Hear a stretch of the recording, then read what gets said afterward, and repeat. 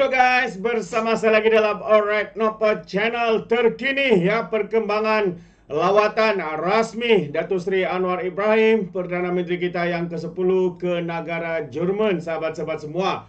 Perlu diingat ini adalah jemputan daripada negara Jerman ya untuk Perdana Menteri kita hadir ke negara mereka untuk berbincang sahabat-sahabat semua pelbagai isu kemungkinan ya di dalam pelaburan dan juga kerjasama antara perdagangan dan sebagainya. Jadi menarik sahabat semua untuk kita dengar bagaimana ketegasan suara Perdana Menteri kita mewakili negara kita Malaysia, ya khususnya isu-isu panas yang melanda dunia sekarang ini. Jadi sahabat semua menarik ya untuk saya bawakan untuk anda untuk kita dengar sendiri ya sidang media ini Datuk Seri Anwar Ibrahim bersama dengan rakan sejawatnya yaitu Perdana Menteri negara Jerman ini. Jadi sahabat semua tanpa buang masa mari kita tonton video ini. We in Malaysia is also the hub within ASEAN in terms of this renewable energy and green technology, and of course we welcome the German interest in terms of new investments into renewable energy, climate change.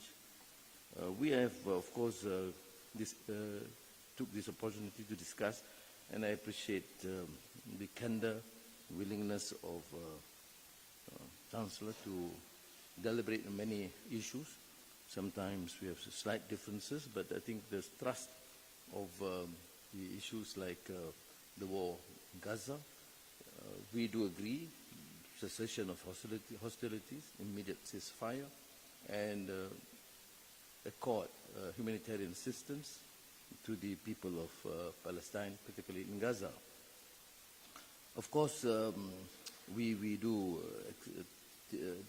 acknowledge the concerns, what happened on 7th of October, but we also appeal to the Europeans and Germany in particular to take note of the fact that there have been 4 decades of atrocities, plunder, and dispossession of Palestinians. So let us then move forward, and I agree with what Chancellor has said on the final two-state solution to ensure there's peace for both countries and to work in concert to ensure that there is economic development and progress for the people in the area. We also have taken a position vis-à-vis the war in Ukraine against unequivocal stance against aggression and conquest of any country, and that includes Russian aggression in Ukraine, and seek a peaceful resolution to the conflict because it is impacting and ramifications in terms of trade and economic development, even as far as Asia. We maintain a very peaceful region. Unfortunately, ASEAN is the fastest growing economy in the world today, precisely because it's very peaceful, except for the unresolved issue with Myanmar, but it is able to be contained within Myanmar and not affecting the region, although we do find refugees. We have together in ASEAN agreed upon a 5-point consensus on the parameters how to resolve the issue, and ASEAN have agreed that Laos, Malaysia and Indonesia takes the lead and the Troika to try and engage and resolve the conflict with Myanmar.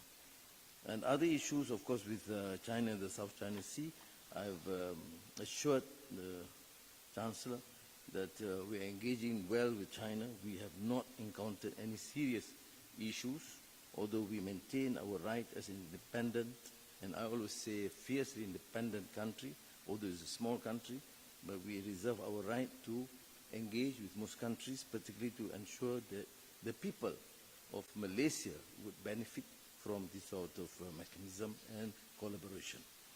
And thank you again, Chancellor Scholz, for this meeting, and I'm very impressed with your candor, your understanding. including of what's happening in Malaysia and the region, which is highly impressive for a huge country like Germany to be able to understand and also appreciate some of our concerns.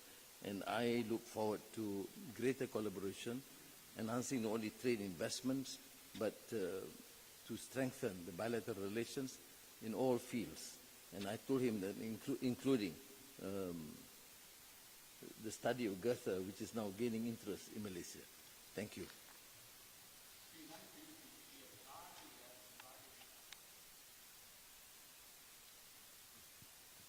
Good evening, Najmuddin from News Straits Times.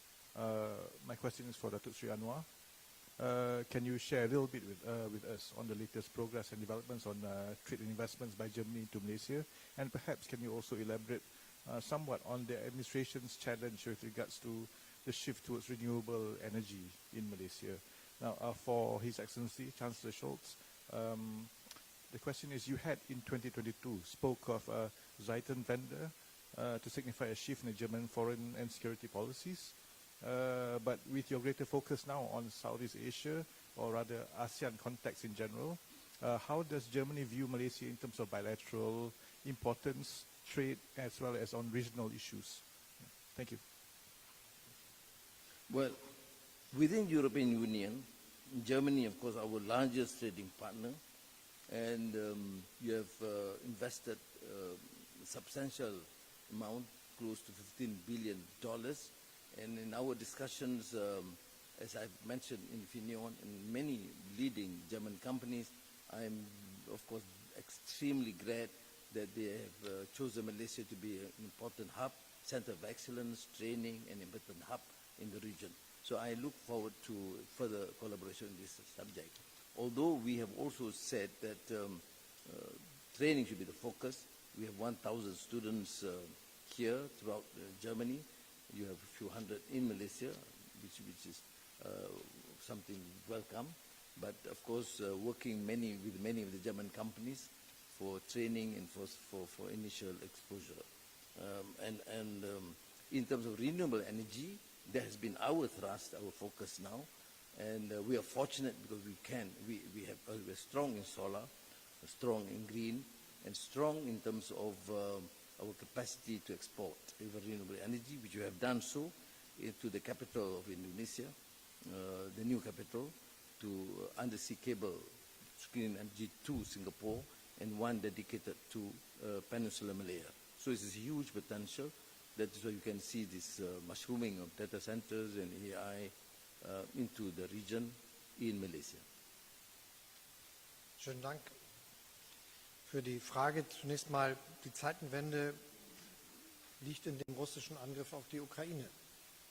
Das ist die Aufkündigung einer Verständigung gewesen, die wir in den Vereinten Nationen in der ganzen Welt miteinander gefunden haben, nämlich dass mit Gewalt keine Grenzen verschoben werden.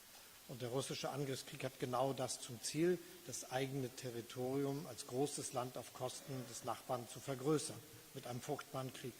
Das können wir nicht hinnehmen, nicht in Europa, auch nirgendwo sonst auf der Welt. Und deshalb ist es auch richtig für uns, dass wir die Ukraine unterstützen, dass wir dies auch sehr umfassend tun. Deutschland ist nach den USA der größte Unterstützer, finanziell, aber auch was Waffenlieferung betrifft, und in Europa bei weitem derjenige mit den größten Anstrengungen, der Ukraine bei ihrer Selbstverteidigung zu helfen. Aber es berührt eine Frage, die für die ganze Welt wichtig ist. Wer sich ein bisschen in der Geschichte der Welt auskennt, und die ist bunt und zahlreich, der weiß, dass wenn irgendwo irgendein politischer Führer sitzt und in Geschichtsbüchern blättert und sich überlegt, wo denn früher mal Grenzen waren, es dann viele, viele Jahre Krieg in der ganzen Welt geben wird. Wir müssen zu diesem Grundsatz zurückkehren, dass wir die Grenzen, wie sie sind, akzeptieren und nicht mit Gewalt ändern. Das ist das, was die Grundlage ist für den Frieden und die Sicherheit in der Welt. Und deshalb sind wir auch gemeinsam hier sehr klar. Für Deutschland bedeutet das aber nicht, dass wir unsere eigene ökonomische Entwicklung, die Entwicklung Europas und der Welt darüber aus dem Blick verlieren.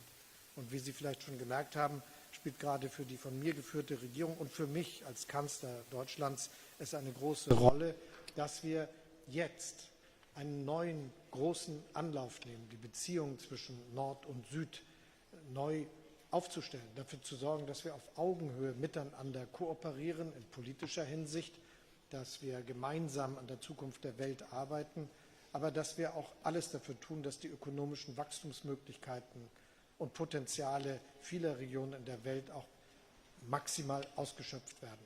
Und deshalb spielt auch die ökonomische Kooperation zwischen Europa und ASEAN, zwischen Deutschland und ASEAN, zwischen Deutschland und Malaysia eine so große Rolle.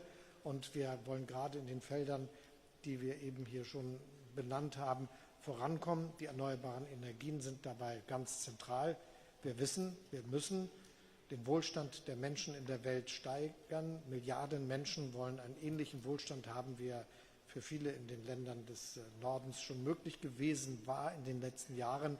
Und wenn das gut gelingen soll, gelingt das nur, wenn wir dabei die Umwelt nicht schädigen. Und deshalb ist der Ausbau der erneuerbaren Energien so wichtig. Dabei entstehen auch neue, interessante ökonomische Möglichkeiten, etwa in den Fragen Wasserstoff, Ammoniak, das ist genannt worden. Denn für die industrielle Perspektive der Zukunft wird es auf mehr Strom ankommen, den wir brauchen für wirtschaftliche Prozesse und das aus erneuerbaren Energien und auf Wasserstoff als ein Ersatz für viele Prozesse, für die wir heute Gas, Kohle oder Öl einsetzen. Und das voranzutreiben, gemeinsam Wohlstand überall in der Welt darüber zu schaffen, das ist eine gute Sache. Dass die deutsche Halbleiterindustrie, das erfolgreiche Unternehmen aus Deutschland im Elektronikbereich, so viel investieren in Malaysia, ist ein gutes Zeichen für unsere Zusammenarbeit. Wir wollen das vertiefen. Thank you, Prime Minister. Your government supports Hamas and has, unlike Western countries, not classified the attack on Israel on October 7 as a terrorist attack. You yourself said in November that Hamas is not a terror organization. Do you stick to this assessment, and don't you fear that this position on Hamas can damage the relations to countries like Germany? Und Herr Bundeskanzler, an Sie die Frage, glauben Sie, dass die Position Malaysias zur Hamas das bilaterale Verhältnis beschädigen kann zwischen Deutschland und Malaysia? Und wenn Sie erlauben, noch eine Frage zur Ukraine. In Deutschland wird weiter die Diskussion über die Lieferung von Marschflugkörpern in die Ukraine geführt. Die Außenministerin hat gestern gesagt, dass ein Ringtausch mit Großbritannien eine Option sei, also dass Deutschland Taurus Marschflugkörper nach Großbritannien schickt und Großbritannien dann seine Storm Shadow Marschflugkörper in die Ukraine. Halten Sie das auch für eine Option? Well, thank you. Our foreign policy position is consistent. We do not support or we oppose colonialism or apartheid or ethnic cleansing or dispossession of any country, be it Ukraine or in Gaza. We cannot erase 40 years of atrocities and dispossession, and which have resulted in reaction and anger from the societies or the people concerned. Now, our relations with Hamas is the political wing of Hamas, and I make no apologies about it. And that engagement has helped at least to bring about the concerns, including about hostages. We do not have any connection with any military outfit or wing. I've clarified this to many of my European colleagues in the United States and many countries. Although we may have some differences, but as we have recognized the Australian National Congress long before the Europeans or the Americans do recognize, because we believe that the apartheid policy must be opposed. So consistent with that policy, we have taken that position that we must understand the fundamental root cause of the problem, that people, their houses, their belongings, their dignity cannot be plundered, and if we can resolve, they will resolve it. Do I then condone killings of children and women? No, I don't. By any party, by any quarters. That is consistent policy.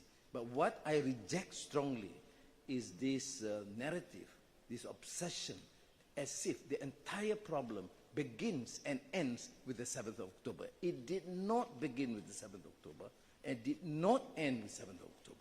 It began 4 decades before that, and it is continuing daily.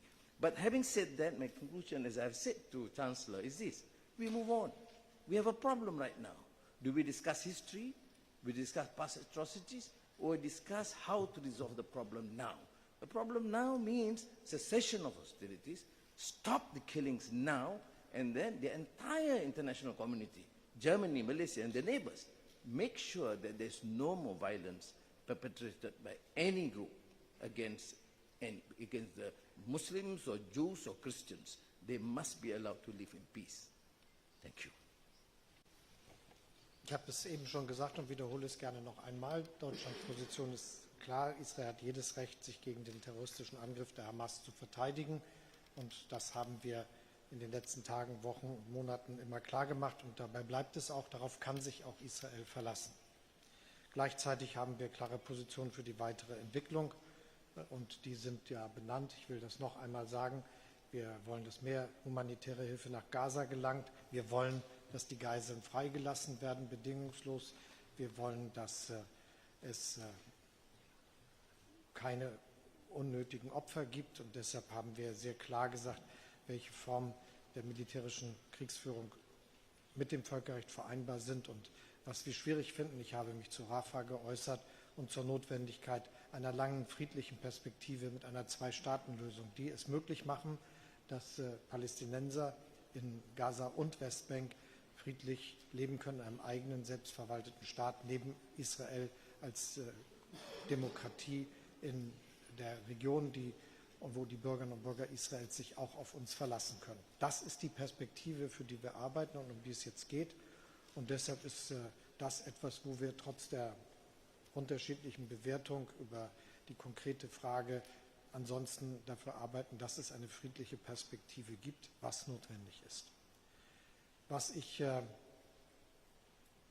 zur Frage der Unterstützung der Ukraine bei ihrer Verteidigung zu sagen habe, will ich gerne noch einmal wiederholen. Deutschland ist mit großem Abstand das Land, das am meisten Unterstützung für die Ukraine zur Verfügung stellt. Finanziell, aber auch was Waffenlieferungen betrifft.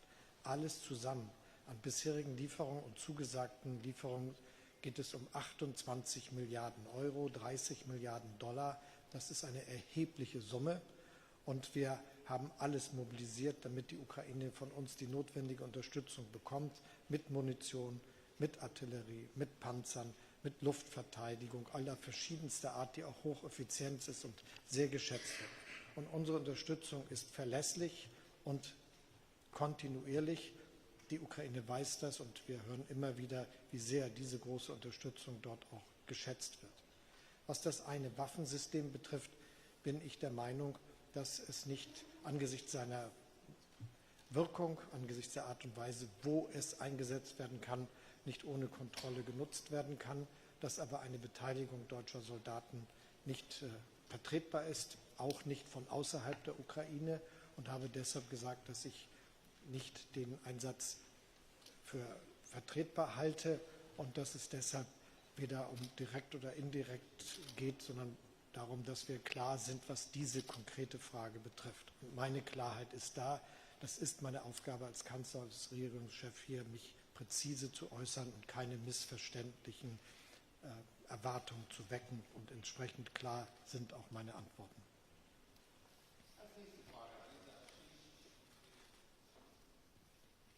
Good evening, Excellencies. My name is Haliza from TV3 Malaysia. You both mentioned about situation in Gaza, both mentioned about moving forward and two-state solution, but just how much influence this meeting can push for immediate humanitarian ceasefire? What next after this meeting?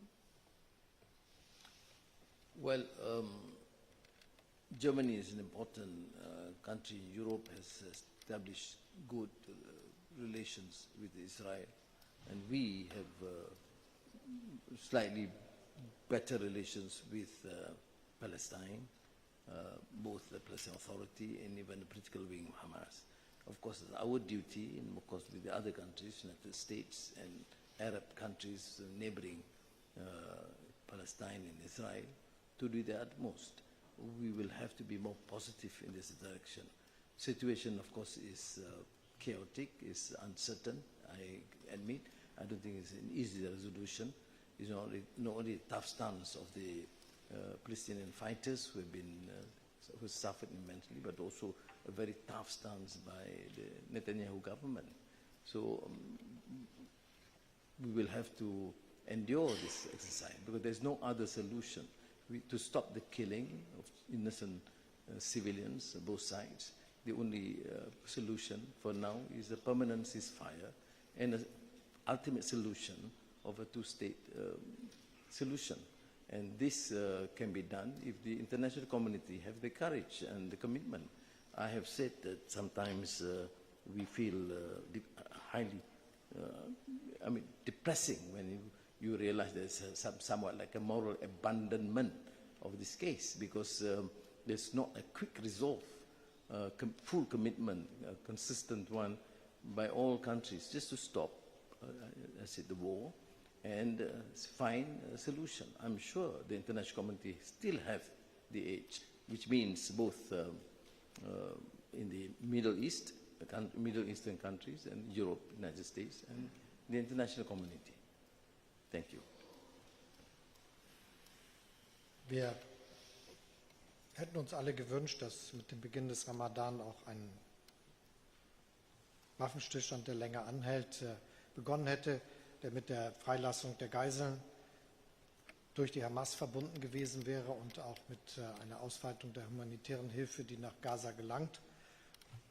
Das gesagt haben, geht es jetzt darum, dass das möglichst bald zustande kommt. Das wäre, glaube ich, für alle Menschen ganz wichtig und kann dann die Perspektiven für weitere Entwicklungen dann auch schaffen.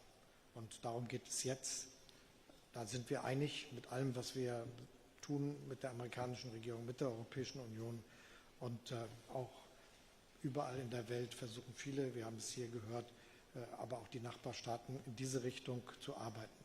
Was wir verhindern müssen, ist eine Eskalation des Krieges und wir warnen auch davor, dass Iran oder die iranischen Proxys in diesen Krieg sich weiter verwickeln, als das jetzt schon der Fall ist.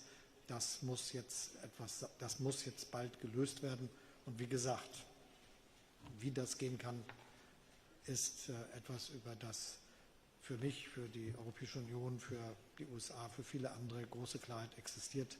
Und auch hier ist das ja gemeinsam genannt worden. Prime Minister, you are suggesting to leave history behind, but for the Israeli hostages, October the 7th is still the present, and for their relatives as well. So based on the conversations you're having with the political leadership of Hamas, what is the nature of your talks, and how hopeful are you that they will be released soon? Also, could you please tell us whether you see what happened on October 7th and the fact that these hostages are still being held as an act of terrorism?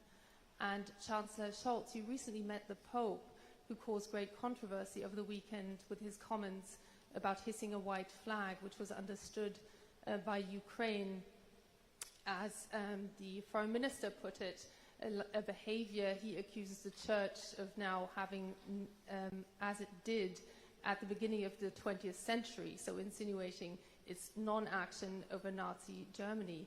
What is your assessment, your reaction to the comments of the Pope? Thank you. I've stated my case that atrocities for decades cannot be erased. You cannot find a solution by getting so one-sided in terms of looking only at one particular issue and erase 60 years of atrocities. The solution is not just releasing the hostages. I agree with release hostages, but that's not the solution. We are a small player. I don't have this excellent relations with Hamas, but I do. And I have told the Chancellor, yes, I did express my concern that the hostages must be released. But then Can you say, is that all? Full stop, period? What about the settlements? What about the behavior of the settlers now, continuous, daily? What about the dispossession, their land, their rights, their dignity, their men, their women, their children? Are these of no concern? Where have we thrown our humanity? Why this hypocrisy? Why this selective and ambivalent attitude towards one race and one another? Is it because they are colored or they are different religion? These questions are raised because there's a lack of consistency. If you ask me, yes, the solution, yes, two-state solution. Yes, recognize the rights of every single individual, be it a Muslim or a Jew or a Christian. I make no means about it. But I, of course, cannot accept the fact that when you discuss issues, we only confine to one particular incident and one victim, forgetting the thousands and thousands of victims from the Nakba of 1947, 1948. Where is history irrelevant? Is humanity irrelevant? Is compassion irrelevant? I mean, that's my contention. Do I then support any form of atrocity against anybody? No. Do I believe the hostages should be kept? No. But to use the narrative only in one particular issue is not going to be a solution. You may satisfy some pockets of Muslims or Christians or Germans or Malaysians, but it does not and will not be able to resolve unless we are seen to be just and find an amicable resolution that is fair and just. Thank you. Terbaik sahabat-sahabat semua, itu dia satu kenyataan yang begitu tegas sekali ya daripada Datuk Seri Anwar Ibrahim, sahabat-sahabat semua, ya, berkaitan dengan isu Gaza apabila ditanya oleh wartawan. Dan selain itu juga sahabat, sebenarnya saya ingin berikan sedikit ya kesimpulan ya, sebab tadi Datuk Seri fully bercakap dalam bahasa Inggris. Katanya dalam pertemuan ini ya, mereka membincangkan tentang kemajuan hubungan Malaysia-Jerman, terutamanya ya berkaitan dengan ekonomi, pendidikan, alam sekitar, ekspor minyak sawit, dan juga kelestarian serta bertukar pandangan mengenai krisis kemanusiaan di Palestin. Itu yang dikatakan Datuk Seri Anwar Ibrahim.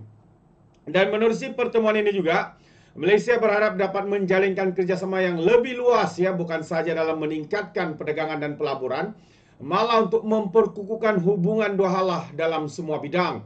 Ya, dalam sidang media ini Datuk Seri bersama dengan Perdana Menteri Jerman juga mengalu-alukan katanya lebih banyak pelabur Jerman untuk memanfaatkan lokasi Malaysia yang strategik di Asia Tenggara sebagai destinasi pelaburan pilihan. Kami juga menggesa agar gencatan senjata kekal dilaksanakan di Gaza katanya, selain pembebasan tawanan manakala bantuan kemanusiaan kepada rakyat Palestin disegerakan. Jadi dalam pertemuan ini juga kedua-dua pihak ya bersetuju bahawa perlu ada titik noktah terhadap konflik yang sudah berlanjutan selama beberapa dekad di Palestin Gaza ini. Itu antara intipati ya, kenyataan daripada Datuk Seri Anwar Ibrahim. Terbaik sahabat-sahabat semua. Dan sebenarnya dengan sidang media ini juga sebenarnya telah memperlihatkan bagaimana media-media antara bangsa begitu teruja mendengar ya penegasan ya suara Malaysia khususnya yang diwakili oleh Perdana Menteri kita Datuk Seri Anwar Ibrahim. Memang terbaik. Jadi sampai sini saya sahabat semua, sekiranya anda memberikan sebarang komen, pandangan ya berkaitan dengan apa yang dikatakan oleh Datuk Seri Anwar Ibrahim, anda boleh berikan di dalam ruangan komen. Jadi terima kasih, izinkan saya untuk mengundurkan diri, dan seperti biasa peribahasa mengatakan tak apa pun kangkau, 2 ton keinginan. Dalam bahasa Melayunya, tepuk dadah, tanya selera. Sekian saya daripada Alright Dapat Channel, saya kita berjumpa lagi. Bye-bye.